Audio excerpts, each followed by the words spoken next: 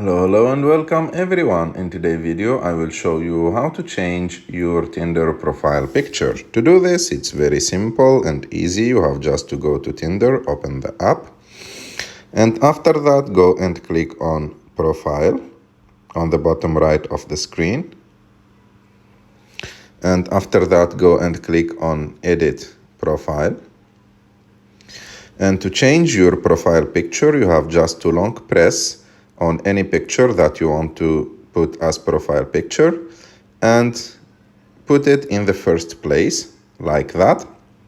And like that, this picture will be your profile picture after we confirm for sure and get back, preview. So it's now the first picture. And if you want to edit, I repeat, long press and put it in as the first picture and click OK. And you have to be sure that the Smart Photos option is not activated, because if this option is activated like this, it will keep changing your profile picture and trying to test which one of the pictures is the best. And after that, you confirm again. And that's it. I hope that you like this video. If you like this video, don't forget to subscribe to our channel, to like this video, and see you in the next one.